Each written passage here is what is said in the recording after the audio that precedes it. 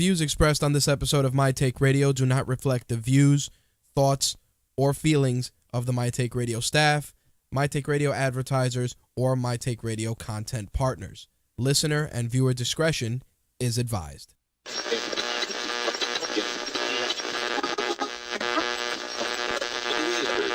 This coverage is live and uncensored, so if you have any small children present, you may want to have them leave the room.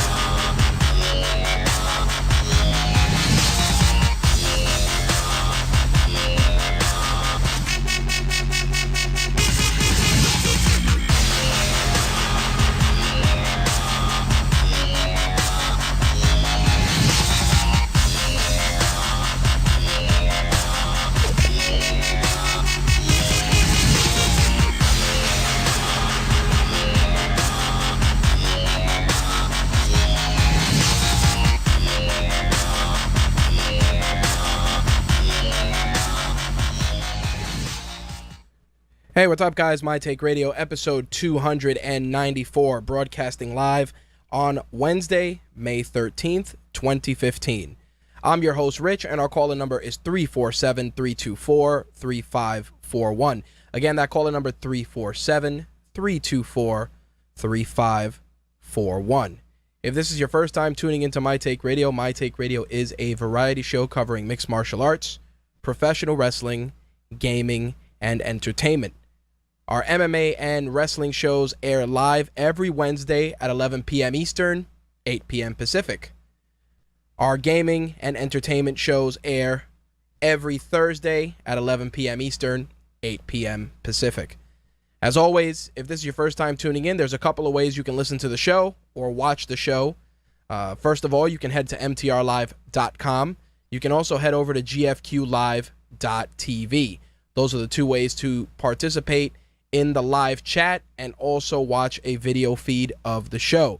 You can also listen via Mixlr, which has a player on mtrlive.com, or download the official Mixlr app, and you can listen to the show live via the Mixlr app. Just punch in My Take Radio, and you can listen to a live feed of the show in progress. Last but not least, you can use our caller number, not hit option 1, and listen to the show that way as well. As for archive versions of the show, if you miss it, you can find us on iTunes, Stitcher, TuneIn Radio, and of course on RageWorks.net. Video versions of the show are available on our two YouTube channels, My Take Radio TV, which is strictly for My Take Radio shows, and on the official RageWorks channel, which covers the shows plus all our tech reviews, gaming, and assorted other things that we post on that channel as well. All right, so last week we gave away our Moto X to Jen. Congratulations once again to Jen for participating in the contest. She actually emailed me earlier today letting me know that she received the phone. Very happy to hear that she received it and that she is happy with it. I'm looking forward to sharing a before and after picture with you guys so you guys can see the phone that she used to have and, of course, the phone that she currently has now. I think it was a very, very cool contest. Turnout, like I said, was decent. I'm sure that in the coming weeks when we do some other giveaways, things will uptick, of course. A couple of things before we get into the week's MMA and wrestling.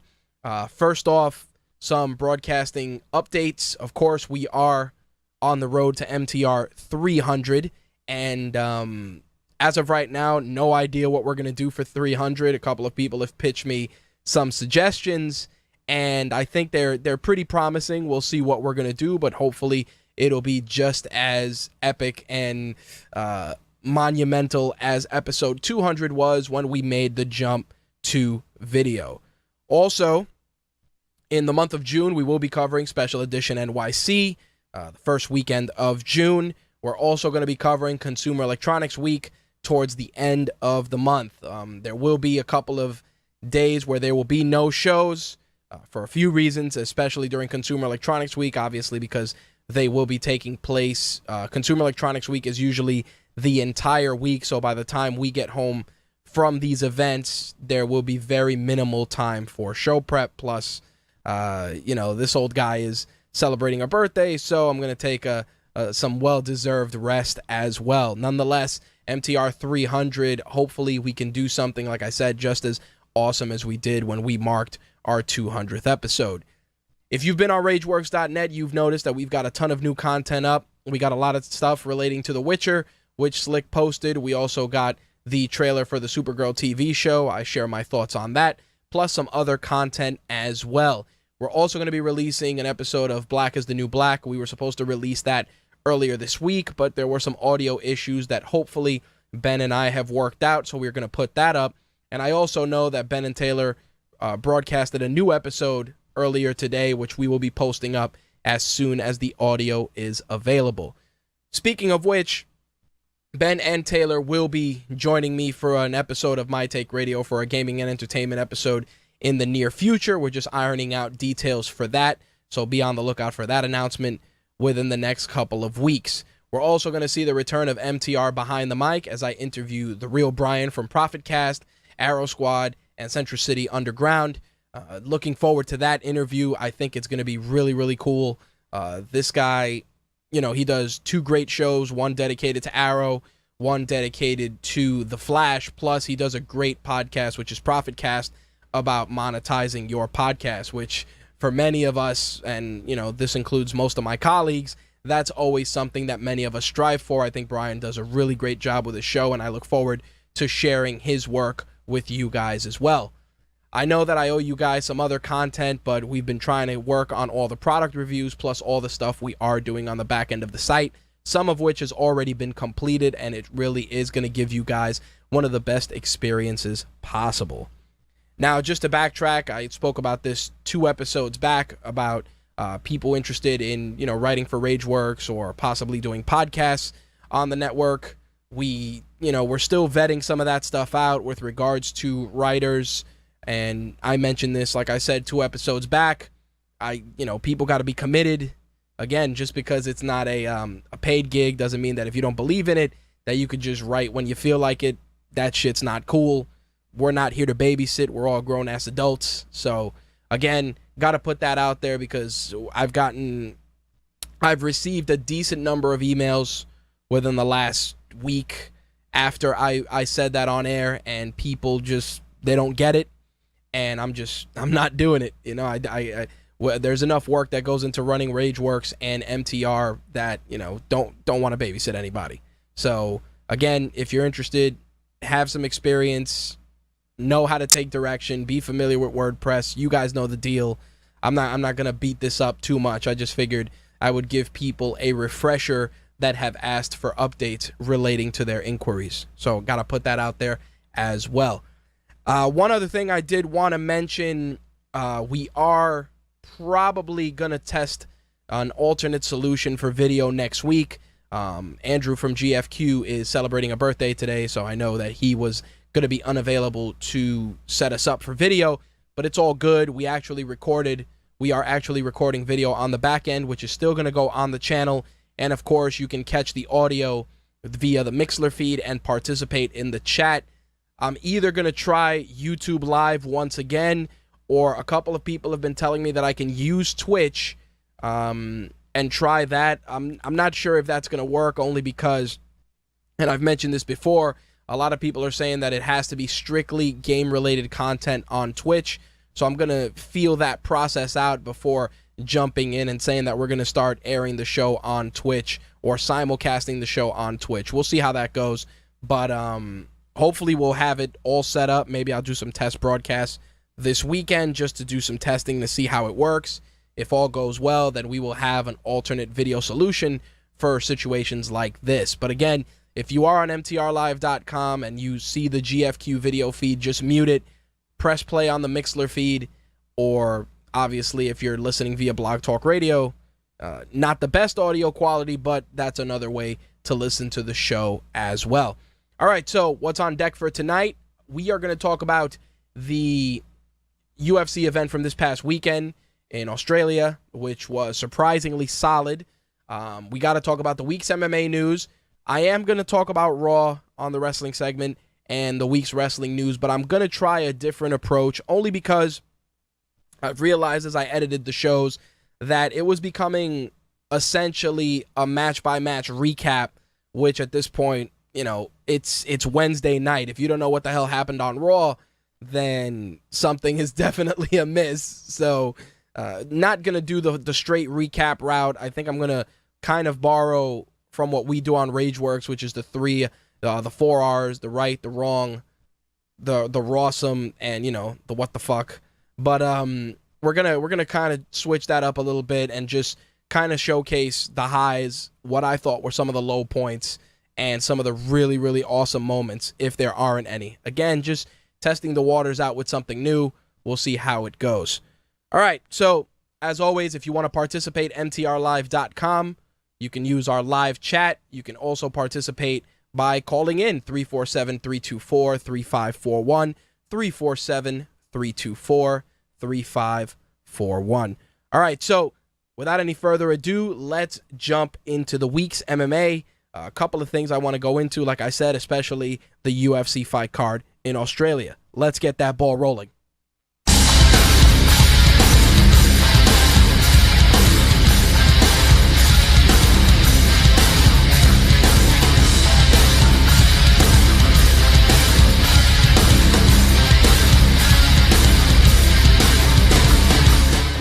As always, My Take Radio's MMA segment is brought to you by MMAWarehouse.com. Get all your favorite fighter gear, training gear, and anything associated with the sport of mixed martial arts, Brazilian Jiu-Jitsu, and Muay Thai by heading over to MMAWarehouse.com. Look on RageWorks.net for any banners and promo codes, and please feel free to click those to do your purchases, as it does help out RageWorks and My Take Radio. All right, so let's get this ball rolling with UFC Fight Night 65, which was capped off with an awesome main event between Mark Hunt and Stipe Miocic. As always, I am not going to do the fight-by-fight recap, but I do want to talk about some of my favorite fights for the broadcast, which I thought really, really stood out. And the first fight I want to talk about is a fight that started picking up a lot of steam over the last couple of weeks, and that was the women's strawweight fight between Lisa Ellis and Bec Rawlings. For those of you not familiar with these two ladies, both of them were in the strawweight edition of The Ultimate Fighter. Both women come from, you know, backgrounds with children and families. There was a lot of emotion that really picked up as this fight got closer. Lisa Ellis originally was kind of cool with Bec Rawlings during the show, and then things, you know, they went sideways as they do in most reality shows, and that started to put them at odds. And then the fight really started picking up steam when Lisa Ellis made some commentary on social media about Bec Rawlings coming to trade here in the States instead of spending time with her children and preparing for a fight locally. Now, obviously, different cases can be made, but we're not here to talk about parenting. We're here to talk about people punching each other in the face. So let's talk about the fight, shall we?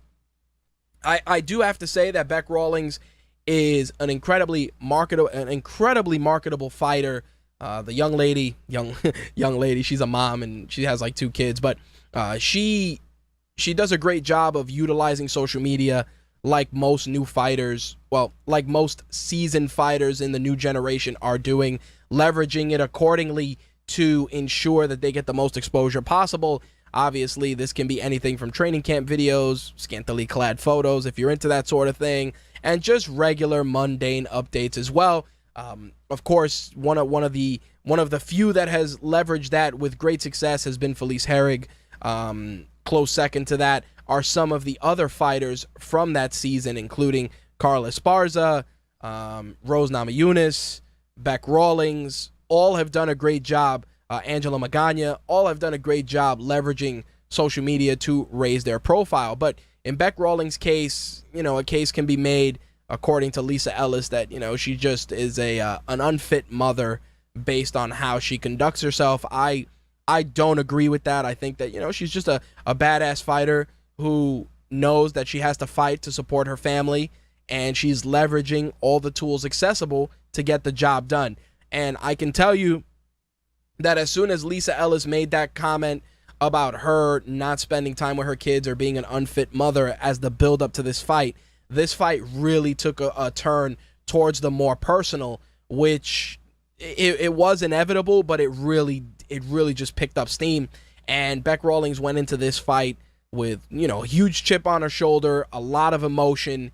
And I got to admit, she really was, she wasn't playing. She was coming in there to do work, and she did that. She went in. They had a really crazy exchange at the beginning of the round, at which point Bec Rawlings really just turned it up, set it up with a knee to the head, then more rights, dropped her with another knee, at which point Ellis dropped down to one leg, and pretty much Rawlings took her back, flattened her out, and then choked her unconscious with a rear naked choke at 4 minutes and 9 seconds in the first round. Now, as I said, very emotional fight for both women. A lot of animosity going in. Great performance by Bec Rawlings, making a statement for herself post Ultimate Fighter. And Lisa Ellis, she and I noticed this during the season too. She was a family oriented young woman, and she really was about keeping her family close, and that's cool. But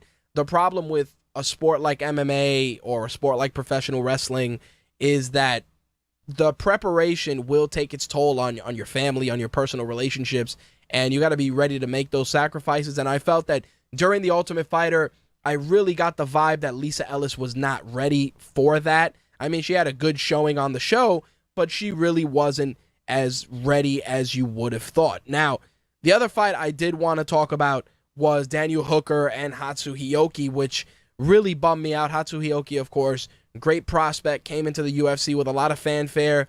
His performances have been hit and miss. This performance was a huge miss as Daniel Hooker secured the KO via head kick in the second round. Hioki was doing pretty well. He had set up a body kick, and Hooker was starting to really feel those, and he just swung for the fences, caught him with a head kick, and Hatsu Hioki fell over, and that was it. Really, really beautiful KO from Daniel Hooker in that fight. I was really, really impressed, especially because he weathered the storm of Hatsu Hioki putting the real screws to him in that fight. The other fight, of course, that I did want to talk about is the big one, Mark Hunt, Stipe Miocic. Mark Hunt, of course, ranked number 5. Stipe Miocic ranked number 4. Miocic being 4 inches taller and then Hunt and having a 6-inch reach advantage. The fight definitely was a coming out party for Stipe Miocic. I've been following his career for quite some time. He did a couple of interviews on Gary and Spill Bag of Ice's Fight Insight Radio, originally MMA Gospel, and even on that show, he came off as incredibly grounded, incredibly humbled, but also a guy that believed in his technique and knew that as he got more experience, he would get further and further in the sport. He went out there and fought one of the best in Mark Hunt. Mark Hunt is, without a doubt, one of the most dangerous guys on the planet, win, lose, or draw. This guy, Mark Hunt, if you want an example of how dangerous he is, just look up the fight between him and Stefan Struve and look at a post-fight x-ray of Stefan Struve's jaw, which was cracked right in the front and pretty much up into his upper jaw also had a crack as well. This is how serious this guy hits. Mark Hunt, like I said, a pioneer from the Pride days. A lot of people felt that he was going to just be a journeyman and that most of the modern era fighters would pass him by, but the guy's definitely sticking around. He's hanging with the best of them. And Stipe brought it to Mark Hunt at a level that very few have seen. I mean, Mark Hunt is not a guy that you're going to dispatch very easily. You got to be ready to go in there and have a war every time you get in the octagon with him, and this fight was no different. These guys slugged it out from bell to bell, with Stipe Miocic finally securing a dominant position and taking out Mark Hunt in the 5th round. It was crazy too because a lot of people were saying that the ref should have stopped the fight, that the ref waited too long to stop the fight. There's many schools of thought. I did feel it went on a little longer than it should have, but Stipe definitely put in the work for this fight. He looked incredibly impressive in each round. Not to say that Mark Hunt looked terrible, but you could just see that Stipe was thoroughly prepared to weather the storm that is Mark Hunt. And like I said, as it went through each round, you could see that Stipe was feeling more and more comfortable in each exchange, all the way to the 5th round where he secured the victory via TKO. A surprisingly solid card. Like I said, I really wanted to talk about those fights because I actually looked for those fights specifically because the card was on UFC Fight Pass. But alas, still an overall enjoyable card, had its fair share of knockouts and submission finishes. And I'm sure we haven't seen the last of the Super Samoan, and Stipe Miocic definitely puts himself in title talk with a victory over the durable and extremely dangerous Mark Hunt. All right, so let's jump into the week's MMA news, of which there were actually quite a few. Let's talk about fight bonuses first. $50,000 bonuses were handed out at UFC Fight Night 65. Robert Whittaker, Alex Chambers, Daniel Hooker, of course, with that beautiful head kick knockout on Hatsuhioki, and James Vick all took $50,000 performance bonuses. Now, let's move on to this Saturday, which is another incredible card, primarily because of the main event, in my opinion, and that is UFC Fight Night 66. But here's the thing, this fight is taking place in the Philippines, and normally you would think that this would be relegated to a Fight Pass card, but this card will be happening on Fox Sports. But it's not going to be a 10 p.m. fight or an 8 p.m. fight. This is going to be a 10 a.m. fight. So let's break this down. The preliminary card on UFC Fight Pass will begin at 7 a.m. Eastern Standard Time. Then the prelims will continue to Fox Sports 1, and those will begin at 8 a.m. And then the main card will begin on Fox Sports 1 at 10 a.m. Eastern Standard Time. Like I said, really, really great fights on this card. The main event, Frankie the Answer Edgar taking on the California Kid, Uriah Faber. This is going to be a tremendous fight for both of these guys. Frankie Edgar definitely on a tear. Uriah Faber is always a beloved fan favorite. I'm looking forward to this scrap. I think both guys have a lot to gain from this fight, even an opportunity at a championship against the winner of Jose Aldo and good old Conor McGregor. So again, one of those things that's really, really worth checking out if you have the opportunity on Saturday morning is that fight. Gegard Mousasi will be facing Costa Philippou. Also, Luke Barnett will be facing Mark Munoz. All signs are pointing to this being Mark Munoz's last fight in the octagon, and then he will retire. We'll see if that truly is the case. Hyung Gyu Lim will be facing Neil Magny. Philippe Nover is also fighting on that card. And the opener is going to be Mark Adiva taking on Levan Makshvili. So, again, 10 a.m., Fox Sports 1, the main event, Frankie Edgar, Uriah Faber, a really, really solid fight. Again, these guys always give spectacular performances. Win, lose, or draw, I think it's going to be a fight that fans are going to be talking about later in the day. So do yourselves a favor, Fox Sports 1 this Saturday at 10 a.m. to check out that fight. All right, so of course, the injury bug once again strikes in the UFC. This time, Anthony Showtime Pettis is out of his fight with Myles Jury. Edson Barboza will be stepping in to replace him for UFC on Fox 16, which goes down July 25th. Of course, the main event for that card, TJ Dillashaw, Renan Barao, and like I said, Edson Barboza is stepping in to replace Anthony Pettis to face Myles Jury. Also on that card, Jessica Ai and Miesha Tate will be squaring off. The winner of that fight will meet the winner of the Beck Correa Ronda Rousey fight. So definitely a fight that we must keep an eye on for future title implications. Also, Eric Koch will be on that card facing Ramsey Najem. Those two guys definitely never disappoint. Also, Danny Castillo, Rustam Khabilov, which I think is going to be the sleeper hit on that card. And last but not least, Takanori Gomi, the Fireball Kid, facing Boston's Joe Lazan, which I think is also going to be a great fight as well.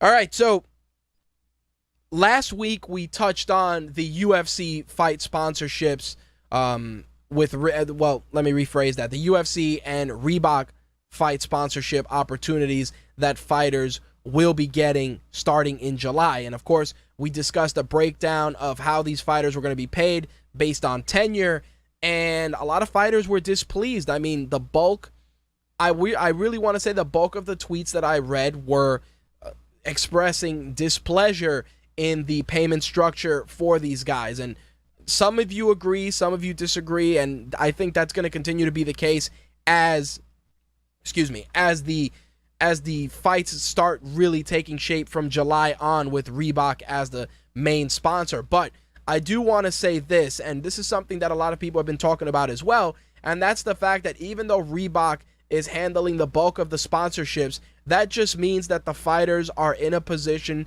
to earn more money from the UFC to supplement the hit that they're going to be taking by losing so many of their sponsors. And a lot of people have used the NFL, the NBA, Major League Baseball as examples of all fighters wearing, all athletes wearing uniforms. But to borrow a line from Ben when he's been on the show citing independent contractor rules, I can understand where there is cause for debate. But I do want to use another example which kind of puts it into the camp of an understandable situation, and that is wrestlers. Wrestlers are considered independent contractors. Always have been, always will be.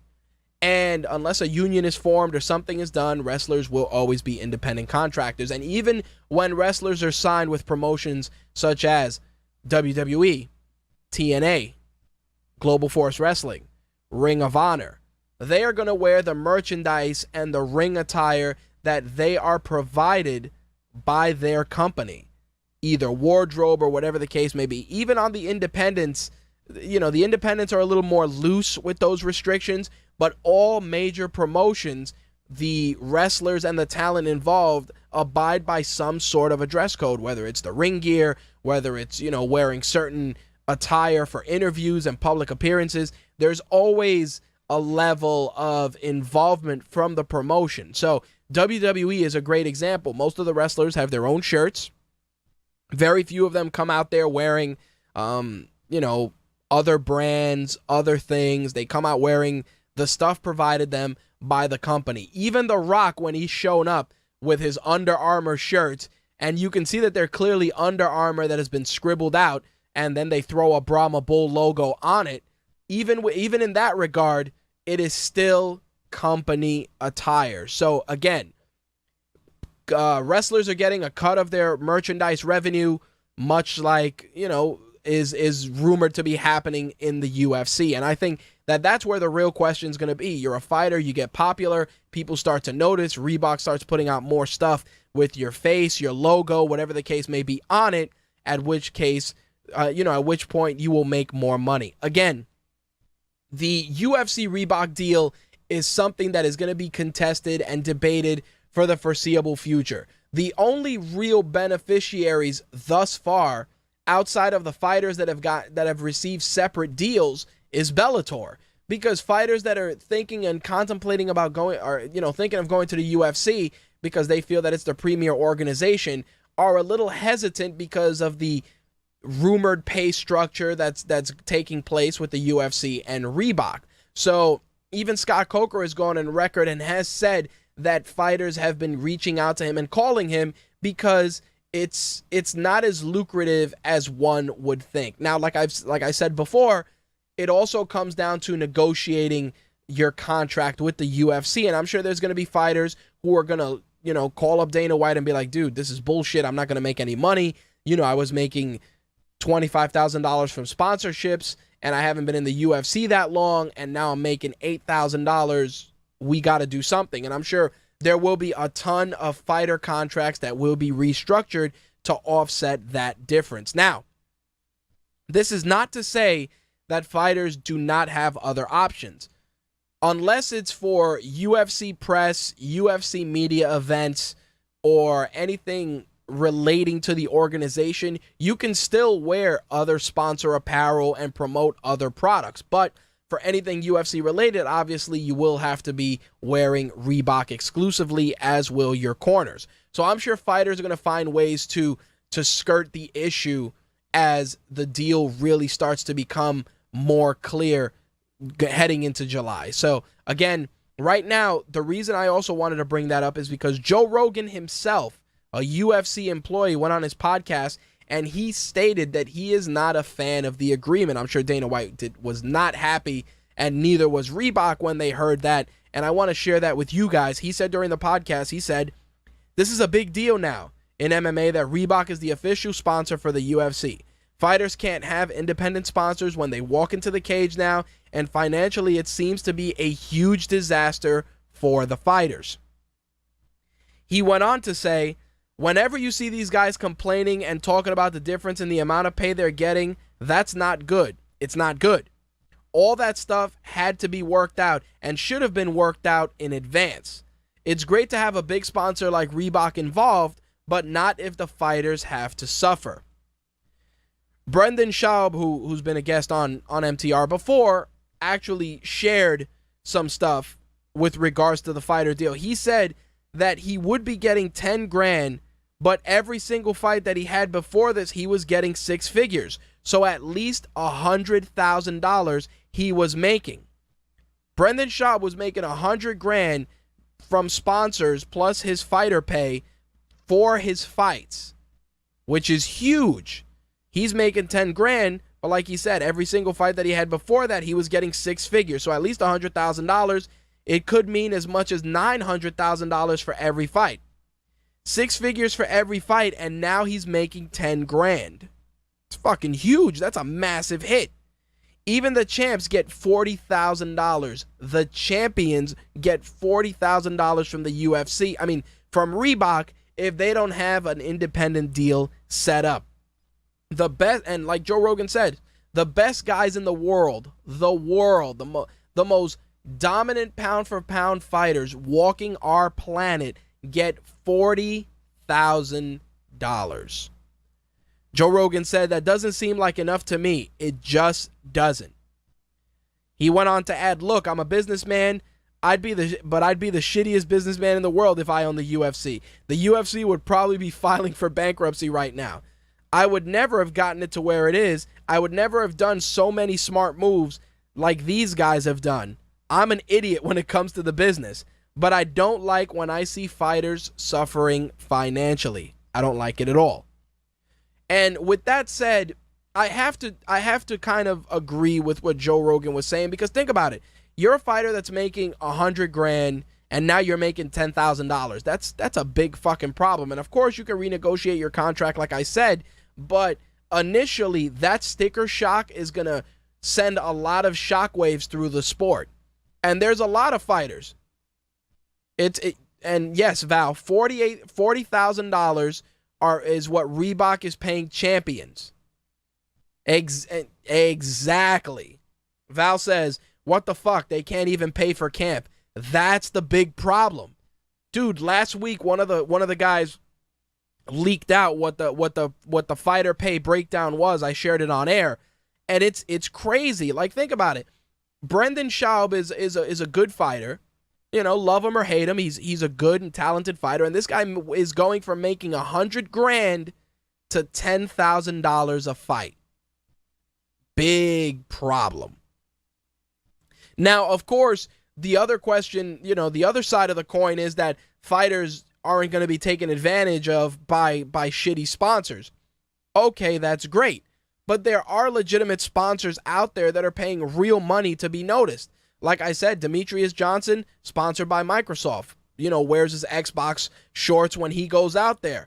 Bad Boy, Affliction, bigger Affliction not so much now, but Bad Boy, RVCA, so many other companies are out there that are paying fighters good money to wear their gear. Alienware is another great example. Condom Depot, Venom, there's so many, what the hell, Future Legend Apparel, so many other companies, Echo, and now it's all going to be under the Reebok umbrella. Now, like I said, some fighters, they're happy with the deal because it's like they don't got to worry about where they got to place the sponsor's logo. Oh, the sponsor's logo looks shitty on my shorts.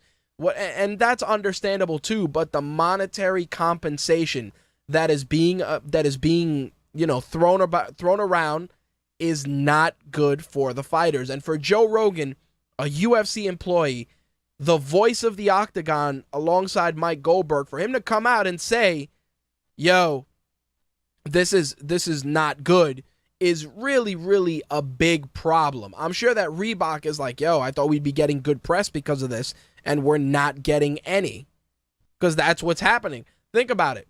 John Jones has his own Reebok deal, separate from the champion deal that the organization was giving him, and he got himself into some shit. That was bad. When one of the fighters read what demonstrated what he was being paid and then threw all the Reebok gear in the garbage and shared it on social media, that's not good either. And like I said, and Joe Rogan, the guy who's the voice of the organization, to go on his own podcast, which is heard by hundreds of thousands of people, maybe even millions at this point, and going on record and saying that this deal isn't that good is insane. And that's a problem when guys in your own house are saying that this deal is not good for the fighters. And I'm sure there's going to be restructuring, there's going to be adjustments, but right now, May 13th, 2015, fighters are not happy. They're not happy with what's going on. On the contrary, like I said, you know, they're just not benefiting from, you know, the way a sponsorship should be. Now, of course, people have reached out and they've said, yeah, but, you know, the UFC should have gone after Nike and tried to get Nike in on the deal. And Nike, Reebok, Adidas, LA Gear, British Knights, you know, Asics, Saucony, whatever company you want. At the end of the day, it is a deal that was hammered out in writing. And who knows, Nike could have said, yeah, we're going to do the same type of payment structure. This was a structure that was agreed upon by the organization and by Reebok. Simple as that. So the organization is definitely going to have to step up and rearrange a lot of fighter contracts, because otherwise people are going to run out their contracts. And yes, they may not have the same opportunities if they go to Bellator, but they're going to make some decent money and they'll still be able to have the sponsors that they choose. So there you have it. Speaking of which, while we are on the subject of Bellator, the official Bellator 138 card is a go, with our main event being Ken Shamrock and Kimbo Slice. Before I get into the rest of the card, I see that Ayaz is in the chat. Quick shout out to him. He's one of the hosts on the GFQ network. Very well-regarded tech enthusiast. He does a couple of shows on GFQ. Thanks for stopping in, Ayaz. I don't have any videos, so if that's what you were looking for, I apologize. It's not my fault. Anyway, so Bellator's card, like I said, Kimbo Slice, Ken Shamrock is your main event. The battle of... it's a battle that on paper is just a bad idea for multiple reasons, but Kimbo Slice is definitely doing a good job in promoting the fight, albeit, you know, making Ken Shamrock look like an asshole, which is really pissing him off, and, you know, not giving any respect to Ken Shamrock's pedigree. Make of it what you will, but I do want to see these guys fight. Don't misunderstand. It's a freak show fight. There's still a probability that it may not happen, but right now, it looks like it is a go. That is your main event, which is crazy because the featherweight title is on the line, as Patricio Pitbull will be defending his title against Daniel Weichel. Also, Bobby Lashley is going to be fighting on that card. He's going to finally get his fight in with James Thompson. Michael Chandler is going to be facing Derek Campos, and Daniel Strauss will be taking on Henry Corrales. That fight, again, Bellator 138, June 19th on Spike TV. The prelims, of course, you can watch on Spike.com. All right, so Ronda Rousey's in the news this week for a couple of reasons. The first reason, obviously, being named the most dominant fighter in the world and also capturing the Sports Illustrated cover. Also, Ronda Rousey actually wrote a book, which is out right now, which I'm in the process of reading, and we'll be posting a review of the book on rageworks.net, along with the review of JTG's book, which is delightfully insane. And hopefully we'll be able to get JTG on the show as well, so that he can also shed some light on some of the stories in the book. But Ronda, in Ronda's case, you know, first mixed martial artist to in quite some time, might I add, to be on the cover of Sports Illustrated. The first being Roger Huerta, who at the time was considered the UFC poster boy, but Sports Illustrated at the time was doing the feature on the organization and not really on Roger Huerta as a fighter, although he was addressed in the piece. He was not the main focus, like in this instance where Ronda Rousey is the main focus on the cover of Sports Illustrated. It's a big milestone for her. I think it's amazing for the sport of mixed martial arts, whether you love it, you hate it, or you're a casual fan. It's not every day that you look and you see one of the premier athletes in the sport, who is also one of the most dominant in her division, capturing the cover of Sports Illustrated and not being scantily clad. So again, very, very big milestone for Ronda. Very cool for the sport. But an interesting thing, she referenced recently about her desire to pose for ESPN's Body Issue. Now, if you guys remember, the ESPN Body Issue for quite some time has been, criticized, but also beloved by certain people because of the athletes being depicted completely naked. Some people think it's just super hot. Other people think that it's, an appreciation to the athletic form. Others just, they just feel that it has no place in a magazine dedicated to sports. First thing I do want to mention with regards to that is that, I personally have no problem with the ESPN Bodies Issue. It is an appreciation of the athletic form. Love it or hate it, that's up to you guys, you the listeners and readers. But for me, it's really not a big deal. There's worse shit out there. It's no different than athletes posing in Maxim or Playboy or anything else. It's just under the guise of being focusing on the physiques of the sports world. Now, of course, Gina Carano made waves being one of the first. Christiane Cyborg has been part of it. And now, of course, Ronda Rousey, Miesha Tate, and the list goes on. Now, in Rousey's case, people were like, holy shit, she jumped in there and she did this immediately. Well, it wasn't so much that she wanted to do it, but she was motivated to do it because a boyfriend of hers was threatening to release naked pictures of her. That's the crazy part. She said, I did the ESPN Body Issue because it's more of a defensive thing. Writing the book, My Fight, Your Fight, has really forced me to be introspective and figure out why I do things the way I do. It was because of that one ex, we called him Snappers McCreepy, because we caught him taking naked pictures of me. The first thing I did was take naked pictures for ESPN. If it's going to get out there, I want it to get out there on my own terms. The same thing with playing the heel. If people are going to dislike me, it's because I sought for it to be that way. So she elaborated a bit further on Snappers McCreepy and the fact that this guy was just taking naked pictures of her all the time. So she went out of her way to really put the kibosh on that. And I'm going to be honest. When I saw the Bodies Issue not too long ago and Prince Fielder was in it, a lot of people were very vocal about his physique, and there was some body shaming, which I talked about on air, that men have to deal with body shaming as well. And at that moment I saw the Bodies Issue as more than just, hey, there's naked athletes in there.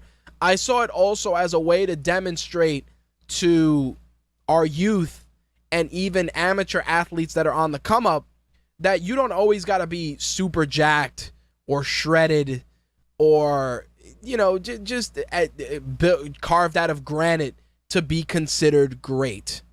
Babe Ruth, one of the most legendary hitters of our time, wasn't known for his rock hard abs and pleasing physique. The guy was known for smashing a fucking ball out of a stadium and people going bananas. It's over time that people have got hung up about physiques in sports. And yes, there's a gift and a curse, but you look at some of these guys, and whether it's baseball players, basketball players, there's different ways that physique does impact performance, but it's not the end all be all. And Prince Fielder's his willingness to put himself out there in the Bodies Issue, when I saw it at the time, I said, that's a bold statement.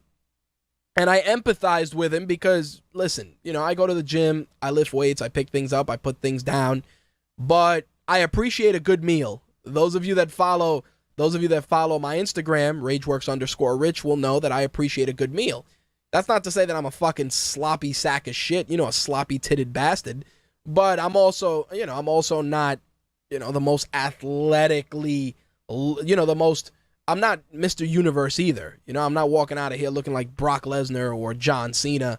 If anything, it's, I'm walking out of here looking like Kevin Steen, and even that, that's just me using it as a comparison. But at the end of the day, the body's issue, is a crazy thing that's looked at for both, good things and bad things. And in Ronda Rousey's case, I gotta admit that she jumped on the grenade rather than let somebody take advantage of her, take advantage of her body for their own nefarious purposes. I mean, listen, if you're a famous lady, if you're a famous athlete, male or female, actress, whatever the case may be, actor or actress, there's always going to be somebody that says, I'm going to see what happens with a, with some naked pictures. It happens. That's part of the game. But again, it's one of those things where if you take control of the situation, you're better for it. And sure, she could have just left it alone, and the guy, whoever it was, could have released the naked pictures, and we all would have been like, oh shit, it's Ronda Rousey naked. And it would have gone through Google and all this shit. But she took it to another level. She's like, listen, I'm going to go in the bodies issue.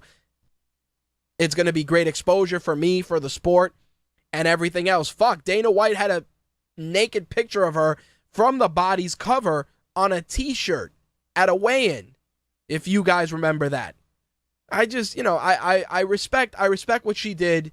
I think that, it's a ballsy move that could have blown up in her face and gone any which way, but she took it upon herself to, dive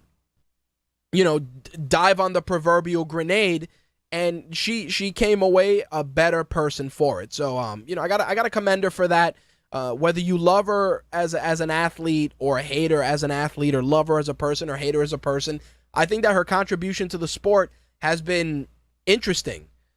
Primarily because it's put different people on a radar where they realize that, hey, women can be dominant in this sport as well. And that's one thing that not too many people talk about.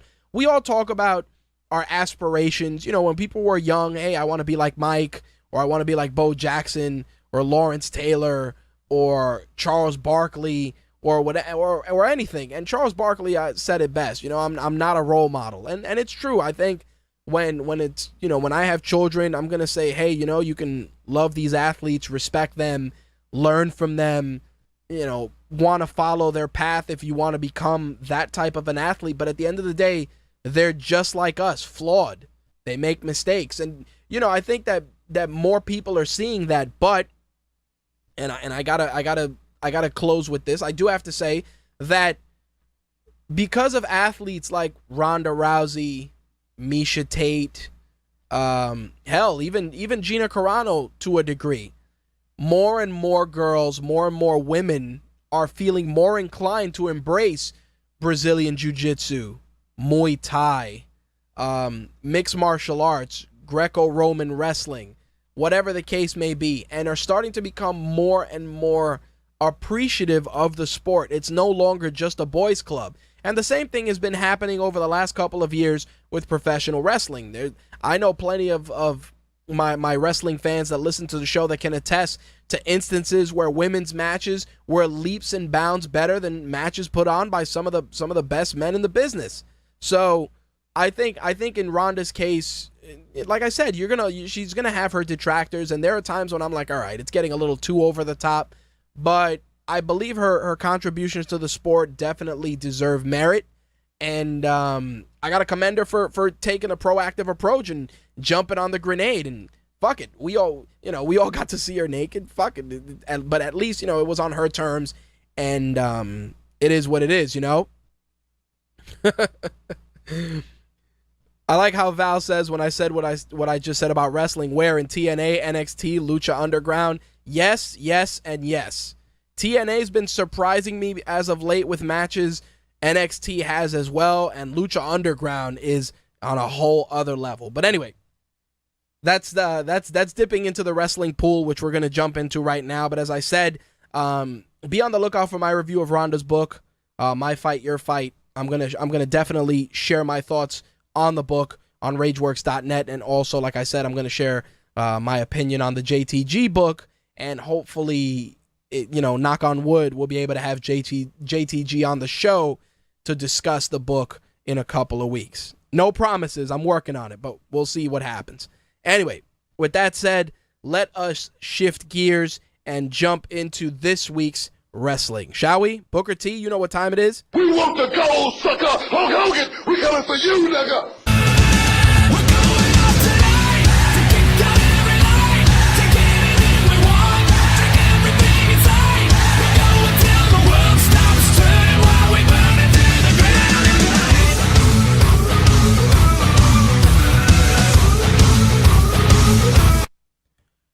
My Take Radio's wrestling segment is brought to you by WWEshop.com. Yes, that WWE Shop.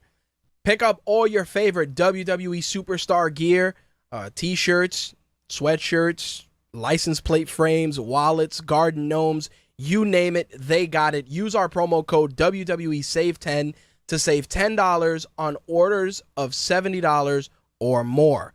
And if you go to RageWorks.net, please feel free to use any of the banners on the site.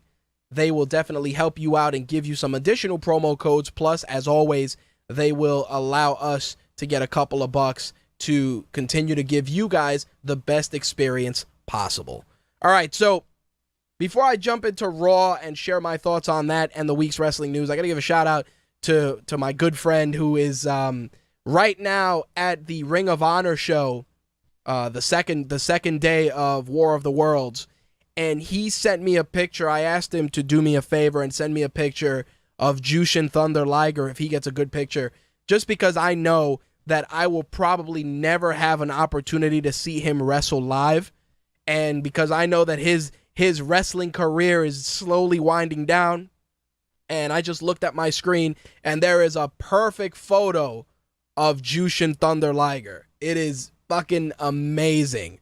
I'm bummed I couldn't be there to see it, but it's a very, very cool thing. So I'm sure he's gonna catch this on the flip side. So thank you for the very, very cool picture. That is probably going to be the wallpaper on my phone for the next couple of days.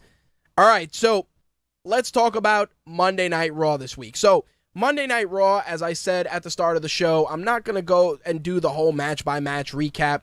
It's fucking Wednesday. You guys know at this point what happens. Hell, most of you guys know what happens on SmackDown tomorrow. So what I'm going to do is I'm going to kind of break down the things that I found right with the show, the things that were completely wrong, some of the awesome moments, and maybe the occasional what the fuck moments. So I want to talk about some of the high points. The first high point I want to discuss is Daniel Bryan relinquishing the Intercontinental title. And here's why I want to acknowledge that being the right thing to do. First off, Daniel Bryan, I feel, has been performing injured this entire time. WrestleMania and everything else, he has been injured. But because he loves this business, he is passionate about this business, he's continued to perform, and it has hurt him greatly, to the point where his MRIs and medical professionals have determined that he should not continue to wrestle for the foreseeable future until he heals up completely. Now, again, this isn't a Daniel Bryan's retiring at this moment, or Daniel Bryan's never gonna wrestle again. This is a I came back too quick and it fucked me up scenario. This has happened to countless superstars over the last couple of years that have been at the top of their game, at the top of the food chain in the professional wrestling industry, and because of injuries and just the necessity to be back as quick as possible, it has impacted them worse in the long run. And Val makes some great observations in the chat. Shawn Michaels' Edge is an amazing example. Kurt Angle to a degree. Kurt Angle took that experimental surgery, and yes, he's been lucky thus far, but he was never the same wrestler as he was way back in the beginning. And these are the kind of things that I've talked about have been a big problem in professional wrestling, and that is the fact that there is not, I'm not saying that there should be an off season, but there should be, a season, where wrestlers are rested for a couple of weeks. There's a rest break, especially now with the WWE Network and NXT and all this stuff. You can fill the void left by certain wrestlers being rested. And I think that a guy like Daniel Bryan, guys like John Cena, The Big Show, Kane, more of these veteran talents need to be rested on a consistent basis, because you're risking their livelihoods as well as the success of the company on these guys coming back too quickly. So I do feel that Daniel Bryan relinquishing the title was the right thing for a couple of reasons. Number one, it allows him to take time to recuperate correctly. I'm sure that WWE is supporting him in this endeavor, and they are going to want him back at 100%. And I'm sure that this time doctors have been told, hey, make sure he's 100% when he comes back. Because I have a nagging suspicion that he may have been 75% right when he came back. And, a couple of doctors, legitimate doctors were like, you should wait until you're 100% before you go back. And then I'm sure that there were a fair share of other doctors that are more, wrestler friendly that were probably like, you can go back, but you're going to definitely need to take some time off to heal correctly. So, it's one of those things where you really got to weigh out those options. Slick says, he's on Tough Enough. He's making his money for when Brie Bella gets pregnant. And yeah, but you got to remember, Tough Enough, all these things, when you're addicted to wrestling, when you're addicted to professional wrestling, and numerous veterans have talked about this, you're just a special, you're a special type of athlete. These guys, they don't know when to hang it up. They'll go in there with their, they'll be backstage.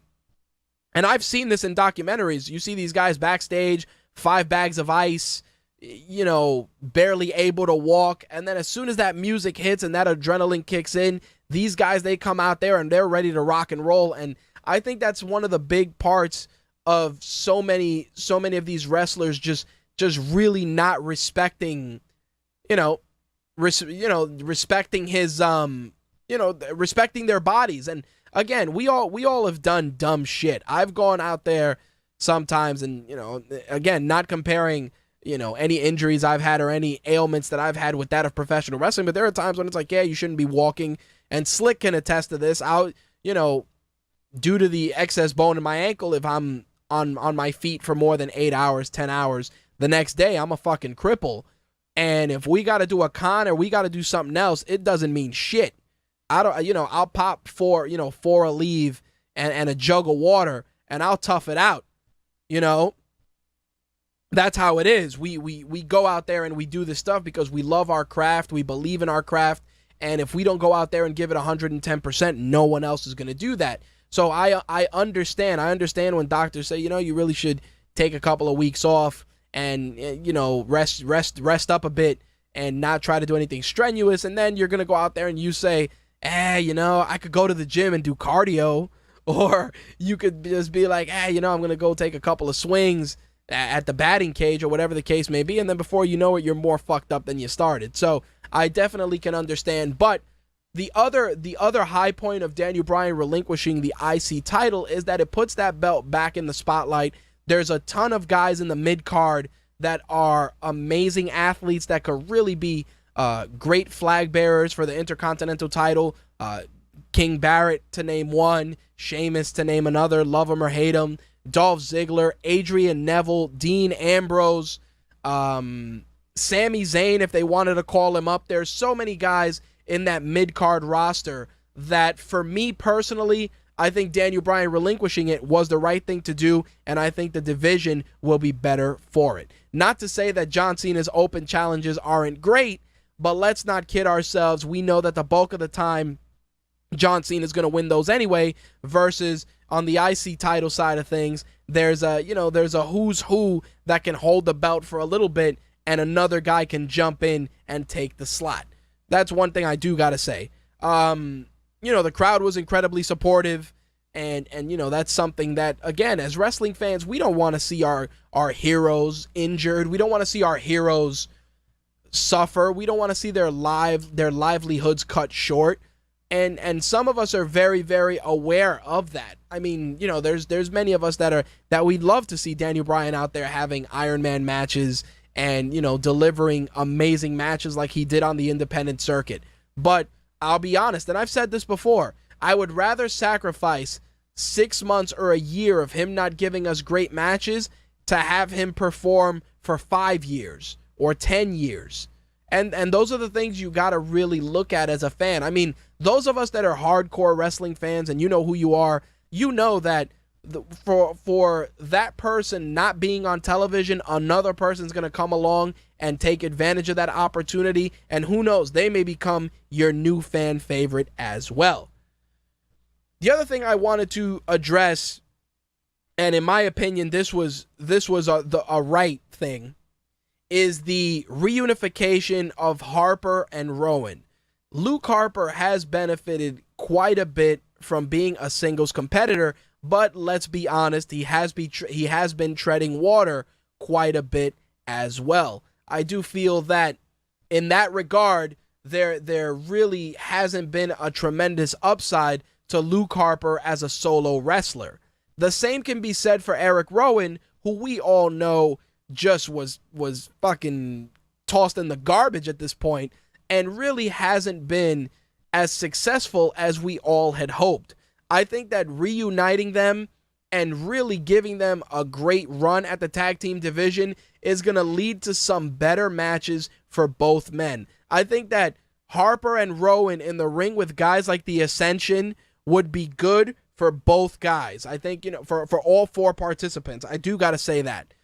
The other right thing that I felt happened during this broadcast was Macho Mandow and Axelmania and the inevitable mega powers of the new generation forming before our very eyes. Of course, a lot of jokes can be made about that, but I do have to say that if Damian Sandow is truly going to run with this, and so is Curtis Axel, then I think putting them together is something that is going to yield an amazing result. And the reason I say this is because Curtis Axel is not a shitty wrestler. Not by a long shot. When he's helping guys like Brock Lesnar, The Rock, and countless other veterans prepare for their matches, that is a testament to what caliber athlete and wrestler he is.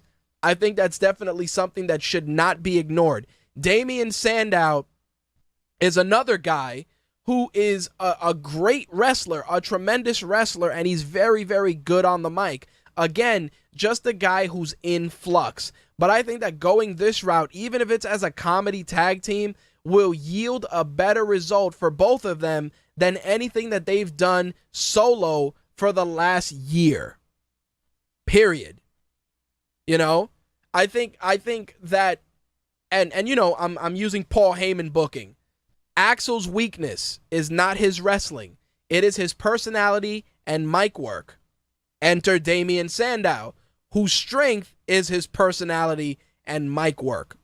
And his wrestling is good as well, but I think that that's how it works. It's the same thing like Tyson Kidd and Cesaro. When you look at Tyson Kidd and Cesaro, Tyson Kidd is very, very solid on the mic. Cesaro, depending on who you ask, is deemed not as good. But technically, both guys are proficient in the ring. So, before anybody dismisses Macho Mandow and Axelmania, I'm willing to give them a shot because the tag team division needs fucking help. Needs help.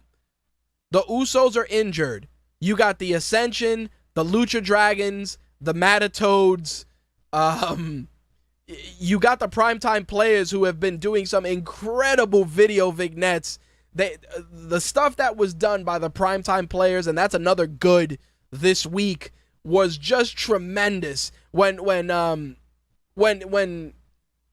Darren Young was about to say that he's an ass man, and you know, Titus O'Neil was like, yo, stop, and he stopped him. It felt so funny, and it felt good because you know that it's a wink and a nod at the camera. And obviously there's a question, is creative writing this, or these guys going out there and cutting the promos on their own? And again, you know, it's one of those things that I feel is a high point because you really do see personality from both of those guys. Darren Young is another guy. He's solid in the ring. His personality, not that good. Titus O'Neil looks the part, but his mic work is what makes him stand out because he's funny. Now, the thing is, again, primetime players, the Ascension, the Matatoads, the Lucha Dragons, Cesaro and Kid, the New Day. You got 6 teams. But we only have seen on television, honestly, that are legitimately being used, 3 of them. 3. Kid and Cesaro, the New Day, and the Lucha Dragons being used consistently in a division that has at least 12 teams. At least 12. At least. And this is what I'm saying. I think that one of the high points on Raw is the fact that we're starting to see the tag teams begin to take a renewed focus. Kid and Cesaro, like I said, the New Day, the Ascension, Macho Mandow and Axelmania. You're starting to see that those pieces come together. But again, every couple of months this happens. The tag team division starts to get good, and then it just takes a huge, massive dump. Just saying. But again, these were some of the right points that from Raw that I wanted to address.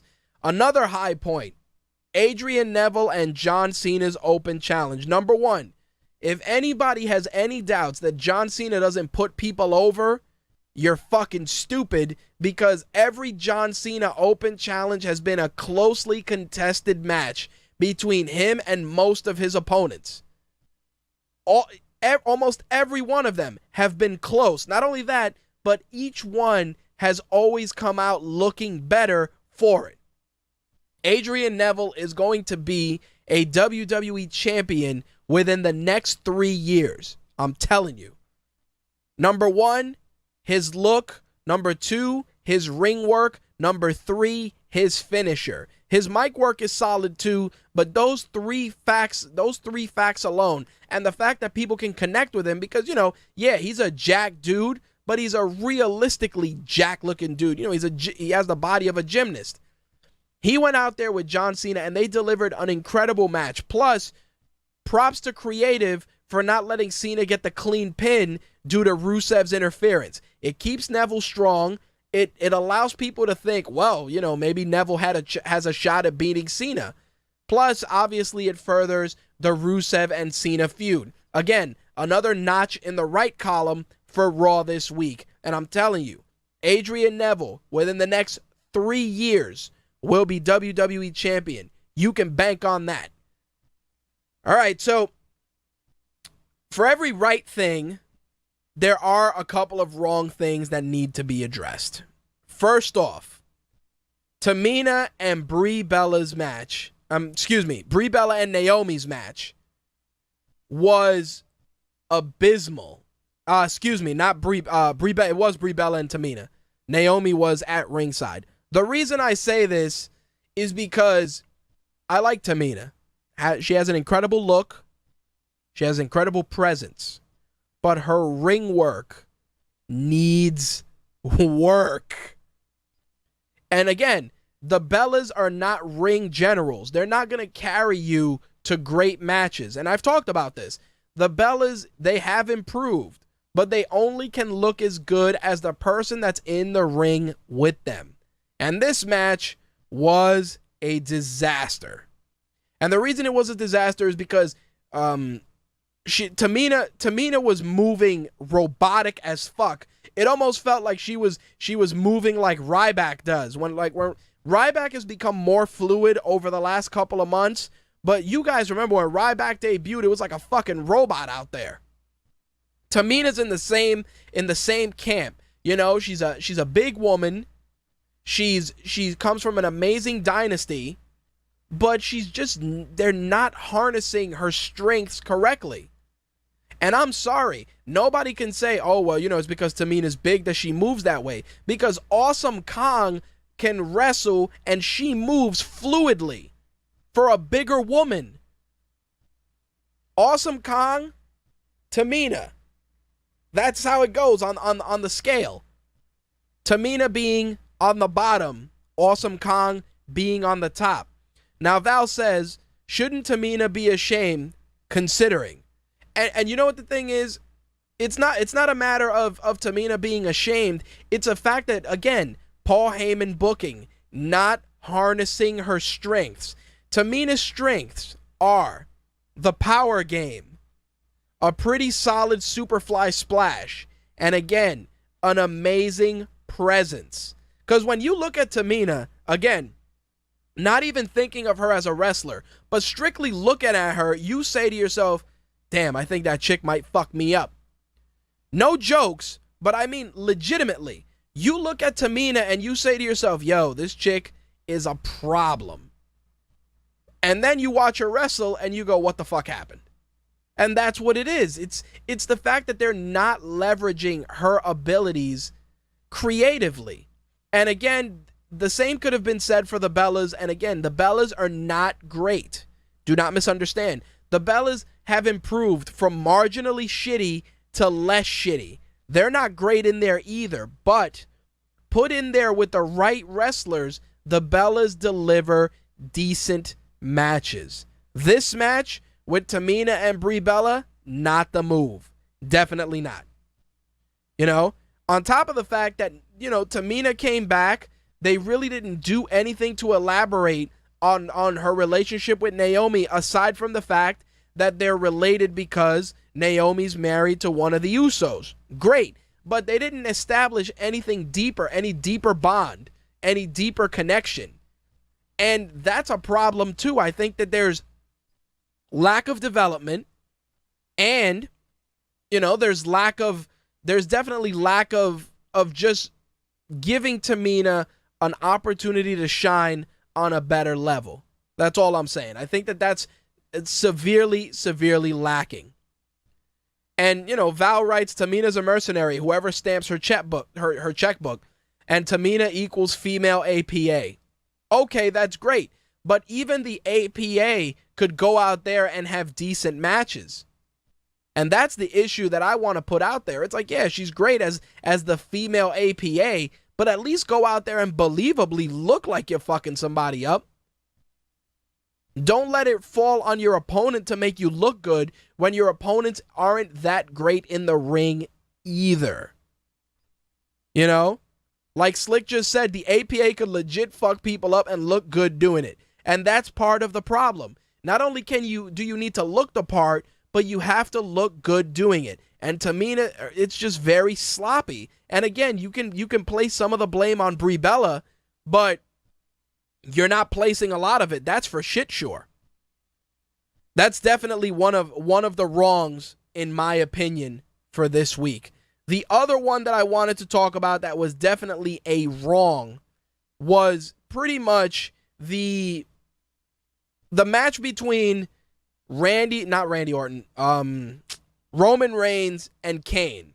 And the reason I want to put that in the wrong category is because we've seen that match a dozen times. And every time you do it, it has the same look, which is Kane utilizing the power game, Roman Reigns playing the face in peril, then all of a sudden he pops back up and Roman Reigns with the victory. It just does not work as well as it should. Simple as that. It just doesn't.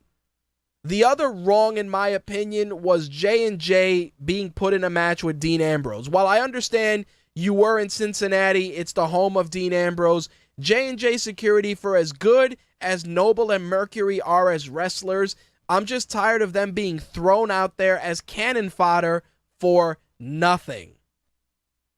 It's ridiculous. I understand that you're trying to get them out there and you're trying to get them involved in matches, but they really just serve no purpose. Like I said last week, J&J Security do more harm than good for Rollins as champion. Simple as that. It was a great outing by Dean Ambrose, don't misunderstand, but I don't feel that we're getting the best possible matches with those two guys in the ring. Like Slick just said, their purpose is to get destroyed. But the problem with that is that they're being overused for the purpose of being destroyed. Like, it almost feels like every Monday it's a guarantee that somebody's truly fucking those guys up. And while it is funny, it is definitely not great. So I definitely got to drop that in the wrong category. Definitely got to put that there. Dolph Ziggler and King Barrett also in the wrong category. And you're probably saying to yourselves, Rich, what was wrong with that match? The problem I had with that match is that Dolph Ziggler continues to just get bitched out for the sake of making King Barrett and Sheamus look good. And the reason I'm bothered by this is because Sheamus came back to be the top dog, and all he's been doing the last 3 weeks is playing fucking King Barrett's lackey. Aren't you the guy that came back and is talking about the little guys and wanting to be the top dog? Isn't part of that not wanting to play second banana to a guy who thinks he's king? Again, storytelling, people. Storytelling. You got this big ass Irish bruiser who's taking orders from a guy who's not even a real king.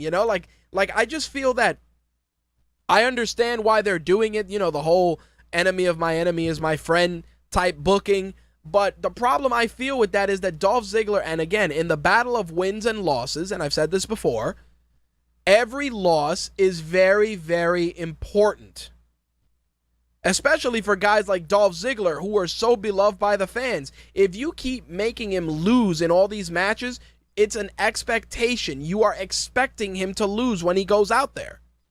I hate to say it, but it's true. So that, definitely a wrong this week.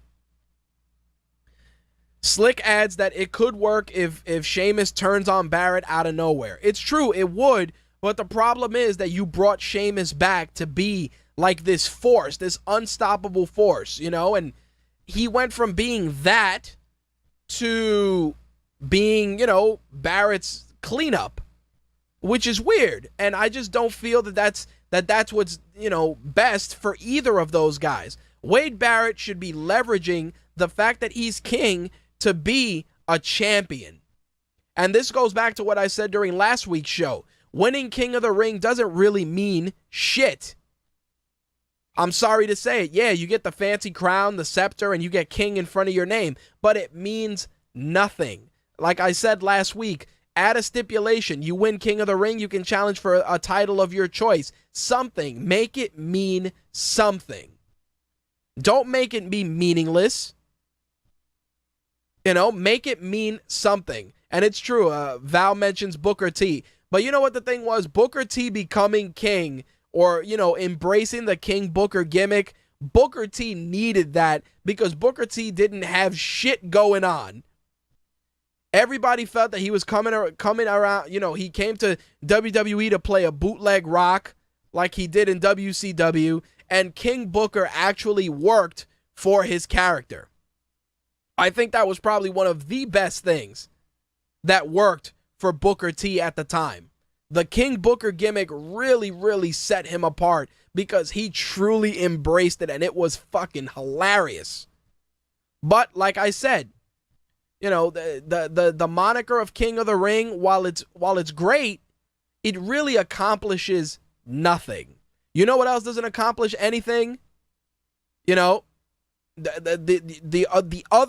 other thing that doesn't accomplish anything is, get ready for this, and you guys are gonna be like, okay, the Andre the Giant Battle Royal winner. Yes, you get a great big trophy. That's great. But again, you won it. Now what? What have you gained from it? Jack and shit. Think about it. Cesaro won. Cesaro got jobbed the fuck out for the foreseeable future after winning that trophy. It's like an albatross. It's an anvil. It's an anchor. The Big Show. Yay, he won the trophy. Great. The Big Show won the trophy. Again, what did he gain from it? Jack and shit. Simple as that. You know? And that, my friends, is my issue with that match. Anyway, the other wrong, Fandango and Eric Rowan. Again, the reunification of Harper and Rowan, great. Fandango's quasi-face turn, not so great. Why? Because he's getting his ass kicked every week. Like Val just said, Fandango still has a job. Exactly. If you're trying to do something with this guy, having him squashed every week is not doing him any fucking favors. I'm sorry, but no. Simple as that. So, the last thing I want to talk about, and this is armchair booking at its best. Again, armchair booking at its best. Randy Orton faced Seth Rollins. We all know that it ended with Dean Ambrose having the, delivering dirty deeds and standing tall to close out Raw. Now, this goes in my awesome category for a couple of reasons. And some people have talked about it, and some people have referenced it, but I'm going to put it out there. And again, armchair booking, but stay with me with this. All right. We're going to fast forward to Payback on Sunday. And the bell rings, and all four guys are out there. And they're all, Randy Orton's wrestling each of them. Then all of a sudden, the match is going on for 10, maybe 15 minutes. And they all look at each other, meaning Rollins, Reigns, and Ambrose. And they all proceed to whoop Randy Orton's ass. Shield style.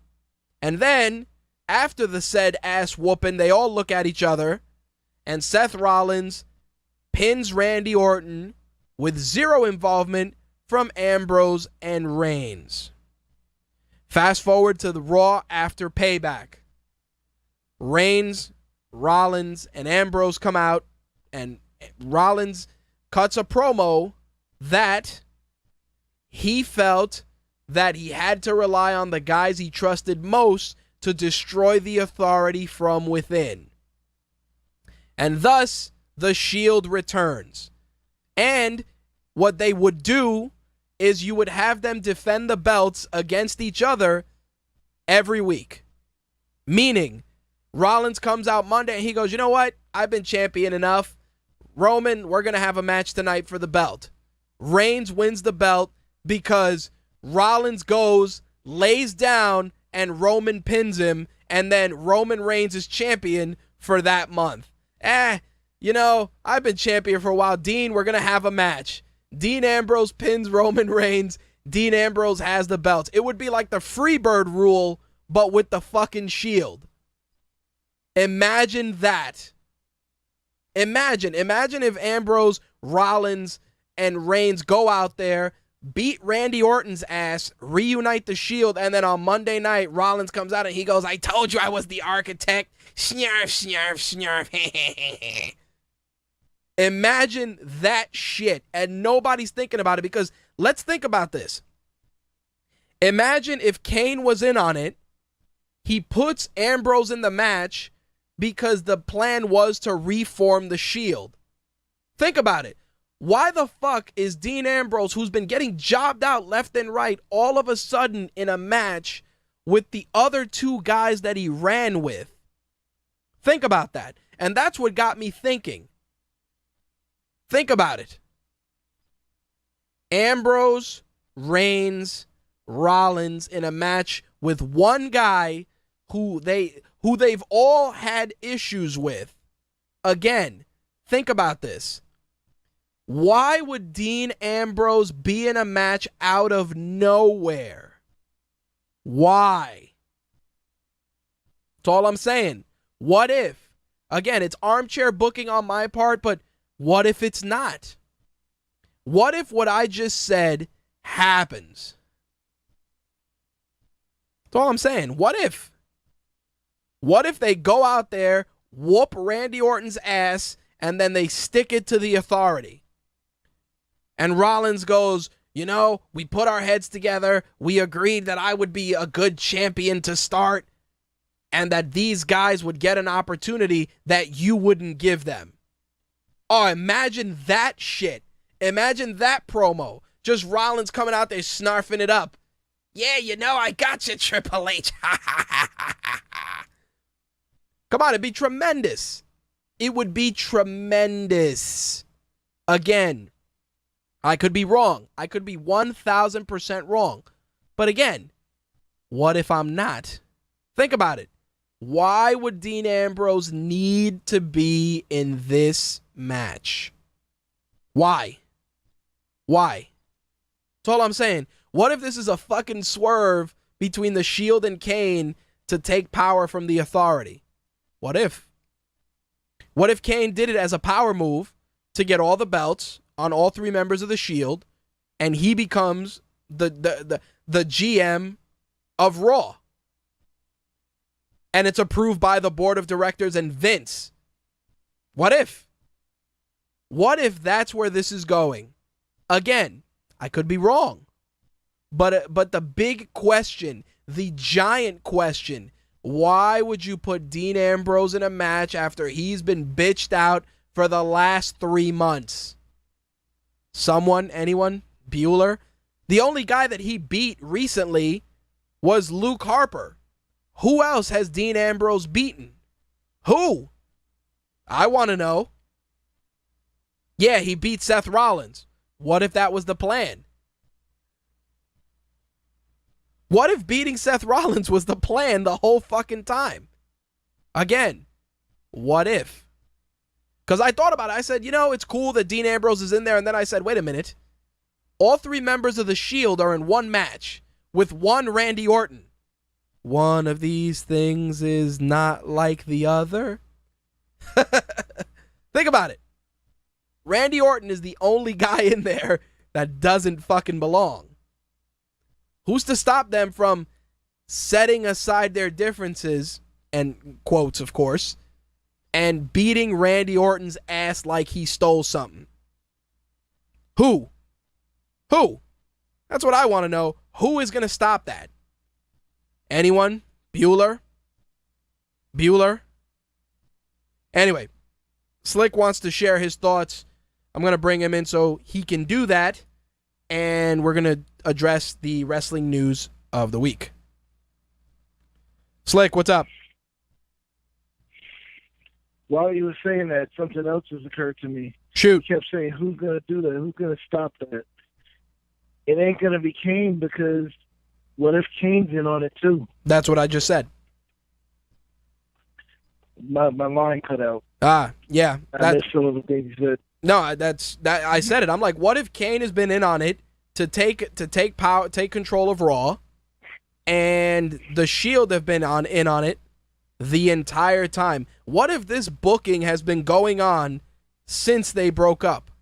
Just again, this is giving WWE a shitload of credit. But what if it isn't?